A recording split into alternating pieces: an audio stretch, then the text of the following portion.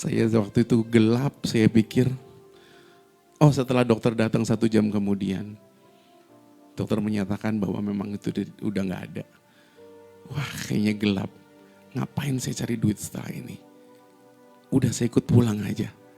So I screaming to the darkness, is there someone who can hear me still?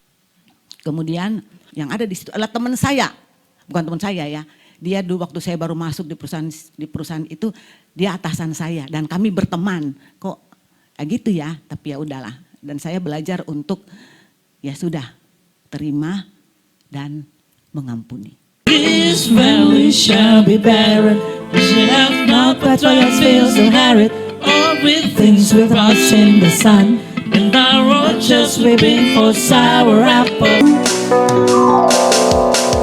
Pulihkan aku, bentuk kembali hidupku, gantikan aku dengan mahkota yang indah.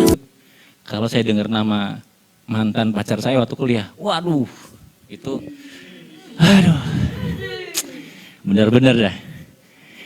Gimana nggak sakit hati gitu ya. Saya pacaran itu terus diputusin malam sebelum besoknya itu sidang skripsi. Waduh.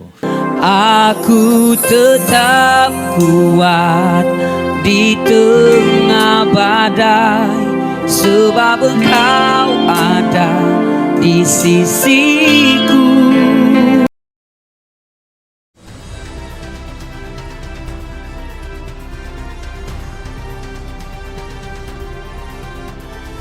Healing itu nggak jauh di luar sana. Healing ada di sini, di momen kamu berhenti dan merasa. Ambil 30 menit golden momentmu dan recharge jiwa.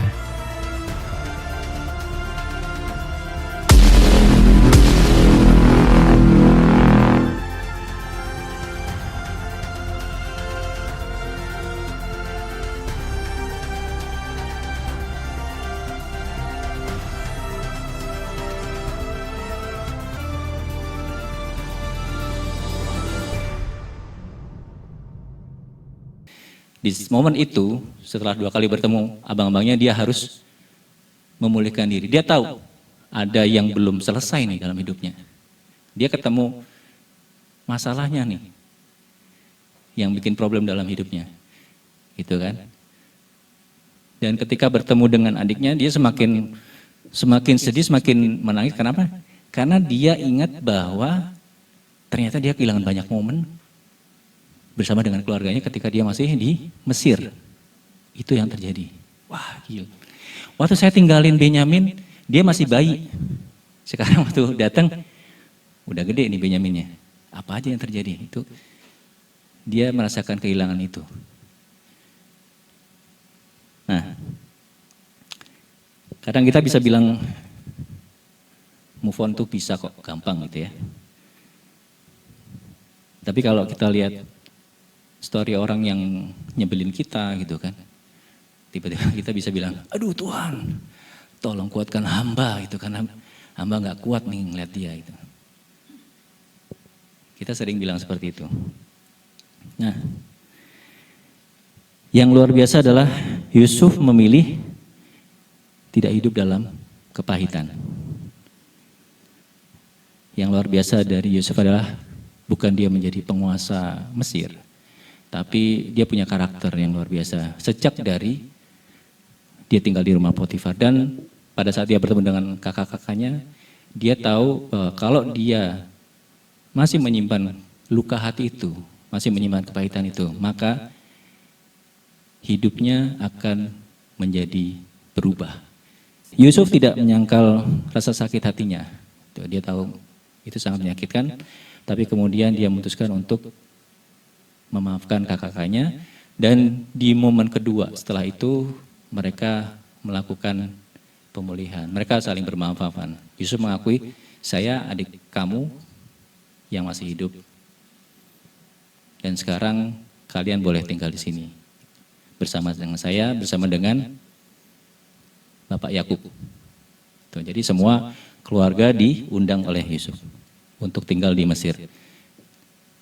Pulnya itu membuat seluruh bangsa Israel waktu itu, keluarga Yakub itu selamat dari kelaparan, gitu ya. Dan kita mau tahu nih, kenapa Yusuf bersedia untuk mengampuni, bersedia untuk memaafkan kakak-kakaknya itu ya.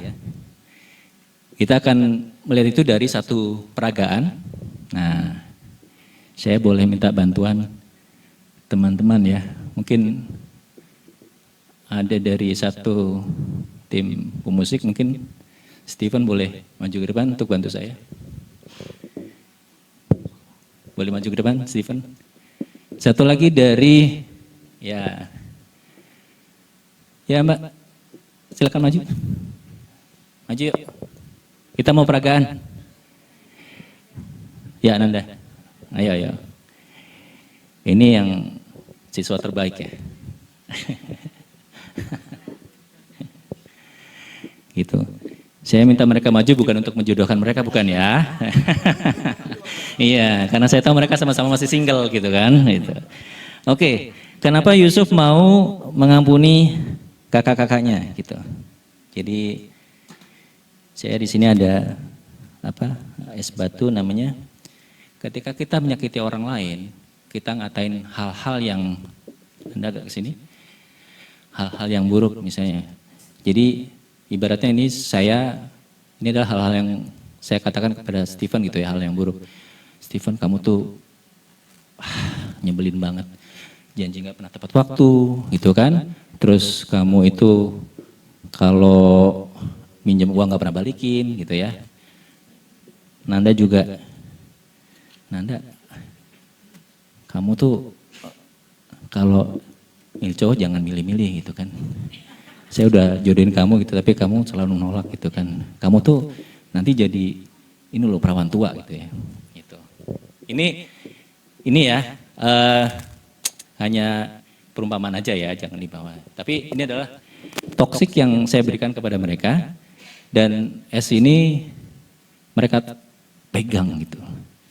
Itu ibaratnya kata-kata saya itu mereka genggam selalu. Rasanya apa?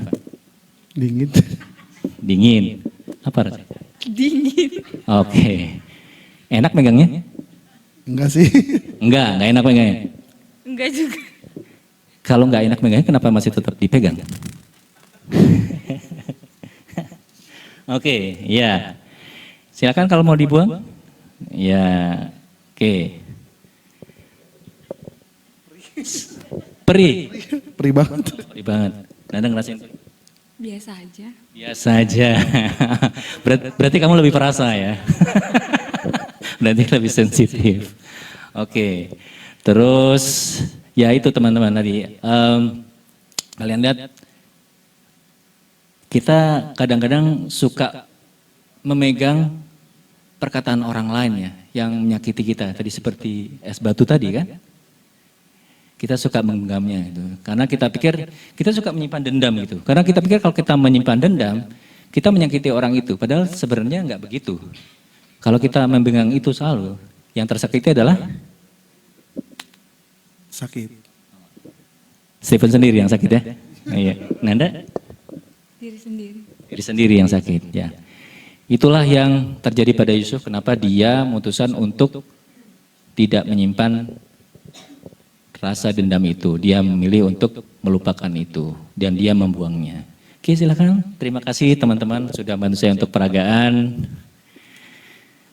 Ya, mudah-mudahan ini bisa menjelaskan ya pada teman-teman kenapa kita itu kalau kita disakiti, kita dipermalukan, nggak perlulah kita untuk menyimpan itu gitu kan dalam hati, jadi baper gitu. Ya kita let it go aja. Kita tahu bahwa kalau kita memegang itu dengan erat, nah yang sakit itu kita sendiri. Nah itu yang dilakukan oleh Yusuf sehingga dia bisa kemudian mengucapkan kepada saudara-saudaranya hal yang luar biasa. Dia mengatakan, kalian mereka-rekakan yang buruk kepada saya, tetapi Tuhan membuatnya menjadi suatu hal yang baik buat segala bangsa. Nah, itu yang kita bisa pelajari dari Yusuf. Nah, kita akan belajar satu lagi contoh bagaimana kita bisa healing dengan mengampuni dari seorang pribadi di Alkitab yang ini lebih dahsyat lagi ya. Jadi dia adalah tokoh yang pertama kali disakiti oleh manusia. Siapa? Dia adalah Tuhan. Gitu. Tuhan adalah pribadi yang pertama kali disakiti oleh manusia dan kejadian itu terjadi di Taman Eden. Ceritanya bagaimana? Ceritanya seperti ini. Tuhan itu mengasihi manusia dan dia punya rencana yang indah buat manusia. Ya.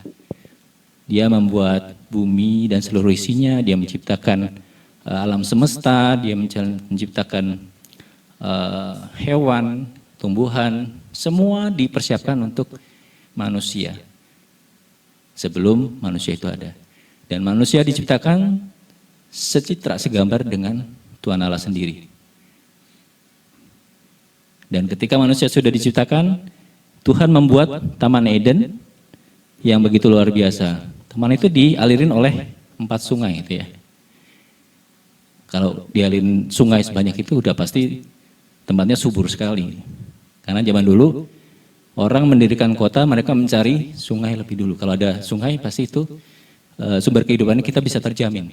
Nah, ini 4 sungai, gitu ya. Dan Tuhan menempatkan manusia di situ untuk mengusahakan taman itu supaya manusia bekerja di taman itu. Manusia bisa menjadi mitra kerja Allah. Rencananya seperti itu. Jadi manusia bisa selalu berhubungan dengan Tuhan dan dekat. Ya. Kalau kita bekerja sama kan selalu ngobrol nih, kayak teman-teman tadi di tim sosmed dan tim musik itu juga kalau lagi aktivitas, lagi kerja, ngerjain sesuatu bareng-bareng pasti ngobrol gitu kan, komunikasi. Itu adalah rencana Allah. Dan dia pingin kita hidup di dalam itu. Tapi apa yang terjadi? Dosa itu memisahkan Allah dengan manusia. Bagaimana? Berawal dari Adam dan Hawa yang memakan buah pengetahuan baik dan jahat. Dengan makan buah yang dilarang oleh Tuhan, Adam dan Hawa memilih jalannya sendiri. Apa yang baik menurut mereka, mereka lakukan. Akibatnya mereka terpisah dari Tuhan Allah. Itu sebabnya manusia, mereka yang berambisi untuk memenuhi keinginannya sendiri, ketika mereka sudah mencapainya, mereka nggak pernah mendapatkan kepuasan. Saya ingat Deddy Corbusier waktu itu sekali mengatakan bahwa gue nggak puas ketika gue udah bisa beli mobil Lamborghini. Kenapa? Karena ternyata ya begitu-begitu aja. Mobilnya ya sama aja begitu gitu. Kepuasan dia ketika membeli mobil adalah justru ketika dia membeli mobil pertama Soluna. Lucu ya. Padahal orang bilang kalau beli Lambo tuh lebih keren gitu kan. Tapi buat dia, ya sama aja dengan Soluna. Apa bedanya? Jadi dia tidak mendapatkan kepuasan dari situ. Nah, kepuasan itu didapat kalau manusia berhubungan dengan Tuhan. Dan itu adalah ruang yang disisakan Tuhan supaya manusia mencari dirinya. Gitu ya. Dan manusia berusaha tapi selalu gagal. Nah, akibatnya apa? Ya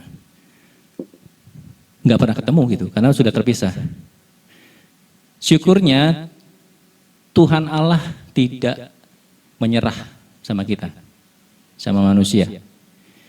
Ya benar bahwa Adam dan Hawa diusir dari Taman Eden, tapi itu supaya karena dosa dalam Adam dan Hawa itu nggak bisa bersatu dengan kesucian Allah, gitu ya.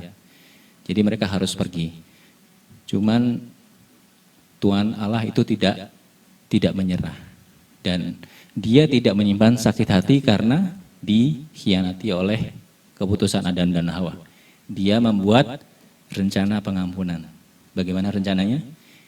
Dia rencanakan bahwa Yesus Kristus adalah Mesias, satu-satunya jalan dan kebenaran dan hidup, dan hanya melalui Dia kita bisa mendapatkan keselamatan. Itu yang dia lakukan. Nah, Yesus Kristus, kenapa? Karena dia adalah seseorang yang mati di salib dan dia mau untuk menjadi bentuk simbol dari dosa-dosa kita yang dipakukan di kayu salib. Yesus mati itu diakui di dalam sejarah, gitu ya. Jadi kalau ada yang bilang bahwa Yesus nggak mati, sejarah mengatakan itu. Bukan hanya di Alkitab, tapi juga ditulis oleh penulis Romawi, oleh penulis Yahudi, yang notabene dua-duanya adalah nggak senang sama Kristus, gitu. Yesus mati dan Yesus bangkit. Bangkit dan dia diangkat ke surga. Bangkit sebagai simbol bahwa kita manusia bisa bangkit dari kehidupan lama kita yang sudah mati. Dan kebangkitan dia itu disaksikan oleh banyak orang. Ada 12 orang rasul, ada perempuan-perempuan 3 orang yang mengunjungi dia. Ada juga 2 orang yang pergi ke Emmaus, dan ada banyak orang lainnya, 200 orang sekian yang melihat kebangkitannya. Kalau sudah sebegitu banyak saksi, bagaimana kita bisa nggak percaya bahwa Kristus itu bangkit? Jadi Yesus Kristus adalah, kita menganggapnya seorang nabi, tapi dia tidak cuman bisa berkhotbah, dia tidak cuman bisa ngomong, tapi dia mempraktekkan apa yang diajarkan. Yesus Kristus bisa merasakan sakit hati kamu karena dia pernah ditinggalkan, dia pernah dikhianati oleh temannya, dia pernah nggak dipercaya, dia pernah diejek, dia pernah diolok-olok, dia pernah ditikam, dia pernah ditusuk sedemikian rupa. Dia mengalami semuanya. Apa yang kamu sebutkan dia sudah tahu. Jadi dia mengalami semuanya. Tapi sosok Yesus ini ketika dia disalib, dia bisa bilang, Bapa, ampuni mereka karena mereka tidak tahu apa yang mereka perbuat. Jadi sosok Kristus adalah sosok yang mampu untuk mengampuni ketika dalam keadaan yang sakit.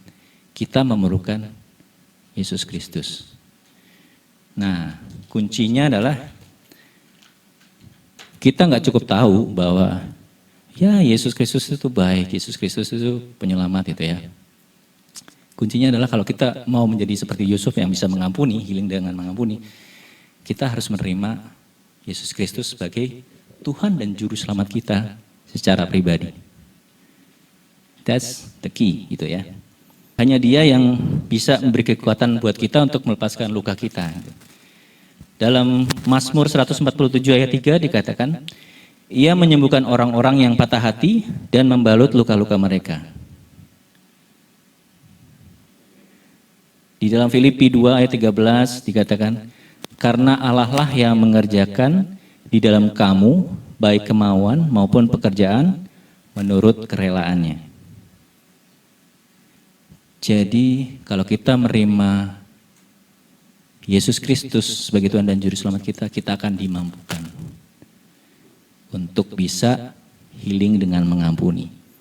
Healing dimulai ketika kita datang kepada Tuhan dan menyerahkan hidup kita. Healing terjadi ketika kita menerima Tuhan dan merasakan kasih-Nya, merasakan cintanya. Dari situ barulah kita bisa mengampuni gitu ya. Pertanyaannya, apakah yang gengs yang di luar sana mau mengampuni supaya bisa healing dengan masalah-masalahmu. Kalau kamu mau, kamu bisa terima Tuhan Yesus Kristus sekarang juga. Dan kamu bisa rasakan kekuatan yang Dia berikan kepadamu. Demikian sharing yang bisa saya berikan pada sore hari ini. Tuhan memberkati. Ya, selamat sore menjelang malam hari semuanya. Selamat ulang tahun saya ucapkan untuk PDPK yang ke-47. Wih, sudah banyak juga umurnya ya. Iya. Kata orang tak kenal maka tak sayang. Ya biar disayang gitu ya. Iya, nama saya Aris. Ini mau ngapain ya? Tiba-tiba ucuk nongol di sini. Mau ngapain? Sedikit kesaksian. Semoga kesaksian ini akan menjadi berkat buat kita semua. Saya Aris, asal saya dari satu kampung di Jawa Tengah. Namanya Kota Selawi, Tegal, kalau tahu. Ya, saya datang ke sini bersama anak saya, Sematawayang, Michelle. Saya akan menyampaikan kesaksian. Iya, saya kesaksian dari lama nih, bisa 2 jam. Iya, dari saya lahir di kota yang terpencil itu, sampai besar di sana, semuanya baik. Sampai SMA saya baik. Sampai kuliah di Jakarta, semuanya baik. Semuanya baik. Enggak bilang indah ya, baik saja. Nah, setelah saya kuliah, singkat cerita saya dipertemukan dengan seorang wanita. Ya, yang kemudian menjadi istri saya. Semuanya baik, baik sekali. Bahkan Tuhan memberikan semua yang baik. Sampai akhirnya anak itu lahir. Kita semua hidupnya baik, sejahtera, semua berkecukupan. Bahkan lebih dari cukup. Kami senang, semuanya senang, semua bahagia, sukacita. Tapi dengan tiba-tiba tahun 2018 istri saya terkena stroke. Wah, itu luar biasa. Dari mulai kehidupan yang standar internasional, turun, bingung. Saya ada 3 bulan di rumah sakit, istri stroke, sampai masuk ICU 3 minggu. Mujizat pertama terjadi. Istri saya bisa buka mata. Setelah 3 minggu dari rumah sakit, dari ICU, kemudian dia bisa pindah ke kamar biasa. Baik semuanya. Saya berpuasa, saya berdoa, nunggu di rumah sakit. Sampai akhirnya dokter menyatakan sudah gak bisa diapa-apain lagi. Komunikasi lancar enggak, cuman dia bisa ngerti apa yang kita omongin. Sampai akhirnya mujizat kedua terjadi, dia pulang ke rumah. Sampai di rumah dengan treatment, segala macam treatment saya kasih. Kemudian di Jumat Agung tahun 2020, tiba-tiba Tuhan bertanya sama saya malam-malam, sudah siap jadi duda? Wow, pertanyaan yang sangat keren. Sudah siap jadi duda? Emang kenapa? Saya bilang, mana ada orang yang siap. Terus di tengah itu tiba-tiba Tuhan kayak ingetin, kamu lihat dong, kamu gak kasihan. Dia juga sudah gak bisa apa-apa. Terus saya cuma bilang gini, Tuhan 2 hari lagi Tuhan bangkit. Paskah tahun 2020. Keadaan COVID. Saya cuma bilang gini, kalau memang Tuhan niat dan mau sembuhkan, pokoknya hari Minggu itu dia bisa berdiri di sebelah kasur. Udah. Karena tanda-tanda untuk sembuh itu ada. Semua tangan sudah bergerak, mulut juga maksudnya berbicaranya mulai jelas segala macam. Tapi kalau memang Tuhan tidak berkehendak, yang terbaik Tuhan berikan. Saya yakin itu baik. Udah tidur. Sabtu semua aman. Minggu betul-betul kejadian. Tuhan panggil dia jam 5.55 sore. Wah, saya lihat dia buka mata kayak orang mau ngobrol. Saya cuma bilang, wah mama sembuh, mama sembuh. Saya panggil anak saya, kita nyanyi. Terus dia masih nyari-nyari. Saya panggil semua anggota keluarga saya. Mama saya, papa saya, susternya dia juga. Saya panggil semua masuk kamar. Sampai akhirnya semua kumpul. Udah, selesai dia tidur. Begitu enak. Sudah. Saya waktu itu gelap, saya pikir, oh setelah dokter datang 1 jam kemudian, dokter menyatakan bahwa memang itu udah gak ada. Wah kayaknya gelap, ngapain saya cari duit setelah ini? Udah saya ikut pulang aja. Tapi Tuhan tunjukkan, itu si bocil gimana? Oh iya, ada PR ternyata. Wah luar biasa. Berdamai di saat yang tidak tepat dengan keadaan yang, wah itu campur aduk rasanya ya. Tapi yang perlu diingat, Tuhan luar biasa. Saya udah 6 tahun.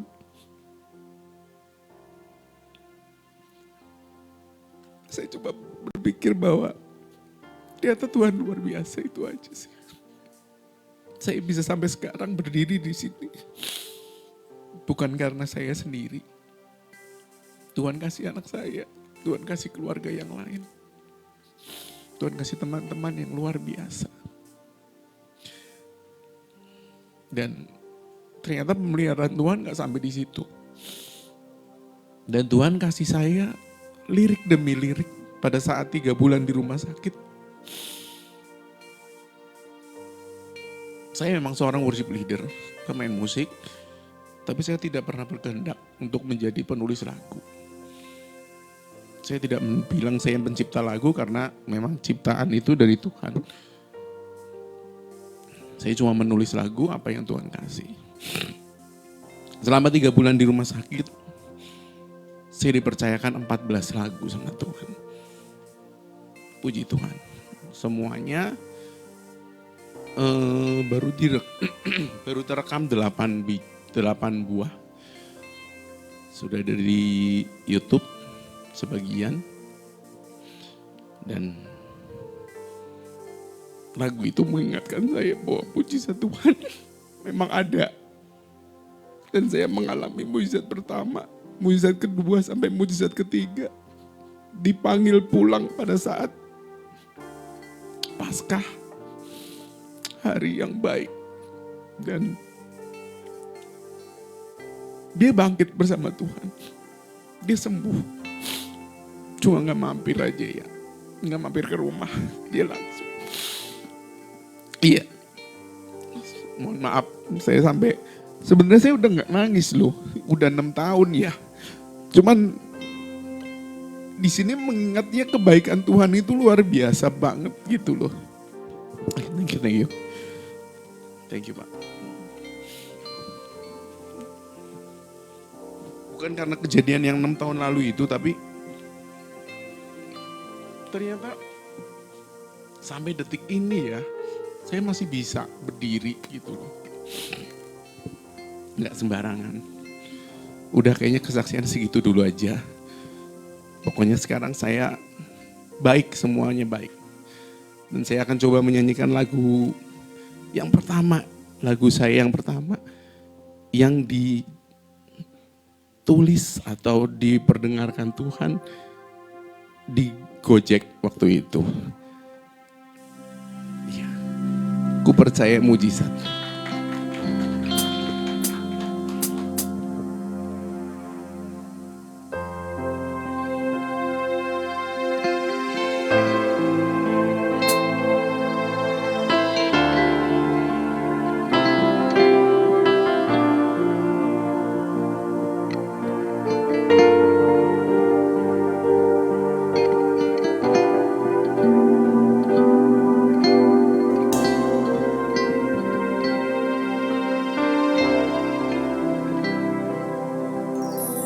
Kau Tuhan sempurna untukku, kasih-Mu selalu baru. Ajaib Kau menjagaiku bagaikan biji mata-Mu.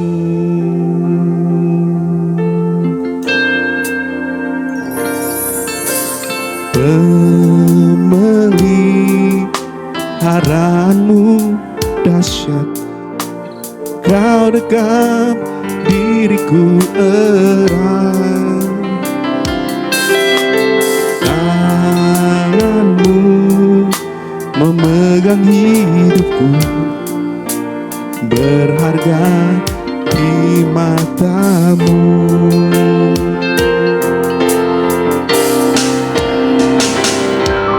Ku percaya mujizat-Mu ada, kami percaya Tuhan.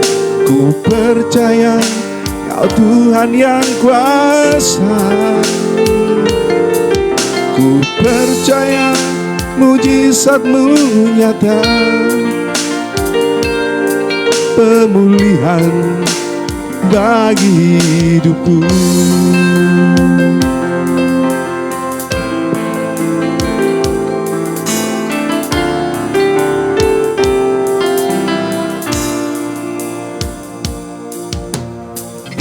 Pemeliharaanmu dahsyat, Kau dekap diriku erat. Tanganmu Tuhan, tanganmu memegang hidupku, ku berharga di mata-Mu. Ku percaya mujizat-Mu ada, kami percaya. Ku percaya Kau Tuhan yang kuasa. Ku percaya mujizat-Mu nyata, pemulihan bagi hidupku.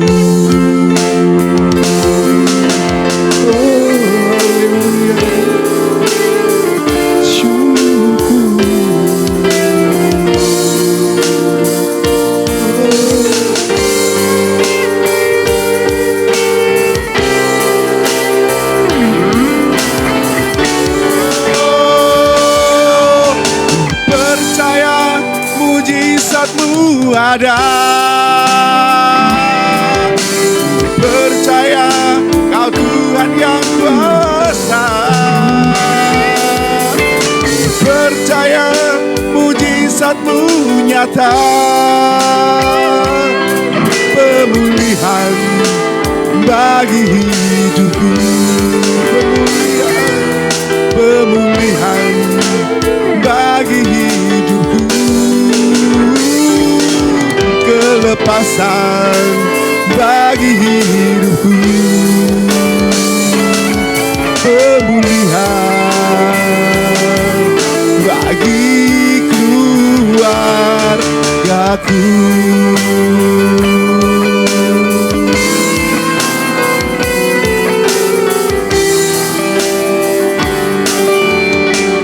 Terima kasih.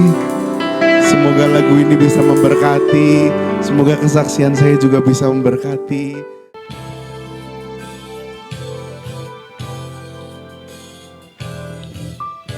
Where to my spring, where told, what are the special perfume ascending? What are the fish shall you walk? And what shall you lift up your head to speak your heart? This valley shall be barren, we shall have not but trials, fields and arid. All with things without in the sun, and our orchards weeping for sour apples, and our vineyards bitter grapes. We shall thirst for your wine, and our nostrils will long for your fragrance.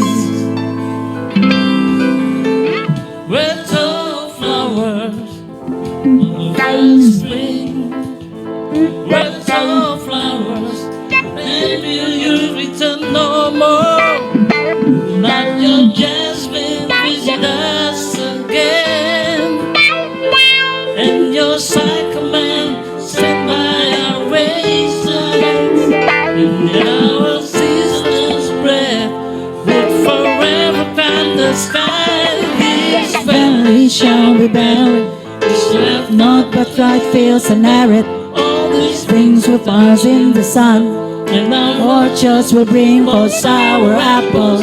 And the vineyards bitter grapes we shall thirst for your wine, and our nostrils will long for your fragrance. Will you return to us again? Will you lift up, visit the barren shores of a dream? This valley shall be barren, it shall have not with dry fields and arid, or with things for parts in the sun. And our orchards will bring forth sour apples, and our vineyards bitter grapes we shall thirst for your wine, and our nostrils will long for your fragrance. This valley shall be barren, it shall have not the dry fields and arid, or with things for parts in the sun. And our orchards will bring forth sour apples, and our vineyards bitter grapes we shall thirst for your wine, and our nostrils will long for your fragrance.